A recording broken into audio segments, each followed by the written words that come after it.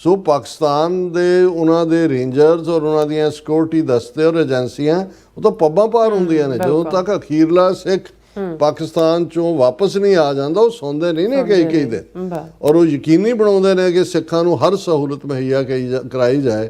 ਹੁਣ ਕਿਉਂਕਿ ਅਜੇ ਇਹਨਾਂ ਦਾ ਸੋ ਕਾਲਡ ਅਖੌਤੀ ਸੰਦੂਰ ਜਾਰੀ ਹੈ, ਉਹਨਾਂ ਨੇ ਉਸ ਦਾ ਨਤੀਜਾ ਕਰਤਾਰਪੁਰ ਕੋਰੀਡੋਰ ਨੂੰ ਵੀ ਪਾਣੀ 'ਚ ਡੋਬਿਆ, ਪਹਿਲਾਂ ਪਾਬੰਦੀ ਲਾਈ, ਫਿਰ ਪੰਜਾਬ ਨੂੰ ਅੱਧਾ ਪੰਜਾਬ ਜਿਹੜਾ 1500 ਤੋਂ 2000 ਪਿੰਡ ਪਾਣੀ 'ਚ ਹੜਾਏ, ਔਰ ਮੋਦੀ ਜਿਹੜਾ ਉਹ ਕਰੂਅਲ ਜੋਕ ਕਰ ਰਿਹਾ 1500 ਕਰੋੜ ਦੇ ਕੇ, ਕੋਈ ਮਦਦ। ਔਰ ਇਹ ਵੀ ਉਹਨੇ ਕਿਹਾ ਭਗਵੰਤ ਮਾਨ ਨੇ ਅਜੇ ਸਿਰਫ 50 ਕਰੋੜ ਆਏ ਨੇ, ਕੋਈ ਮਦਦ ਨਹੀਂ ਹੈ। ਪਰ ਸਾਰੇ ਇੱਕ ਦੂਸਰੇ ਨਾਲ ਡਾਇਸਪੋਰਾ ਸੇ ਖਲੋਤੇ ਨੇ।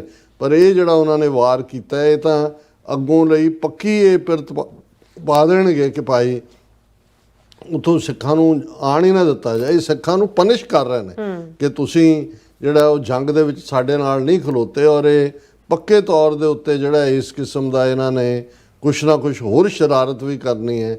ਸੋ ਇਹ ਸਾਡਾ ਫਰਜ਼ ਬਣਦਾ ਹੈ ਕਿ ਬਈ ਇੱਕ ਪਾਸੇ ਅਸੀਂ ਇਹ ਸਮਝੀਏ ਕਿ ਹੋਰ ਗੁਲਾਮੀ ਕਿਹਨੂੰ ਕਹਿੰਦੇ ਨੇ। ਹੁਣ ਤੁਸੀਂ ਕਿਸੇ ਮੁਸਲਮਾਨ ਨੂੰ ਕਹੋ ਵੀ ਉਹ ਮੱਕਾ ਮਦੀਨਾ ਨਹੀਂ ਜਾ ਸਕਦਾ, ਉਹ ਕਿਵੇਂ ਰਿਐਕਟ ਕਰੇਗਾ? ਤੇ ਅਸੀਂ ਕਿਵੇਂ ਇਸ ਗੱਲ ਨੂੰ ਸਹਾਰੀਏ, ਜਾਂ ਕਿਵੇਂ ਅਸੀਂ ਜਿਹੜਾ ਉਹ ਚੁੱਪ ਕਰਕੇ ਬੈਠੇ ਰਹੀਏ ਕਿ ਜੀ ਇਹ ਜਿਹੜਾ ਨੇ ਇਹ ਅਲਟੀਮੇਟਲੀ ਸਾਨੂੰ ਬਾਰ-ਬਾਰ ਅਹਿਸਾਸ ਕਰਾ ਰਹੇ ਨੇ ਵੀ ਅਸੀਂ ਗੁਲਾਮ ਹੈ।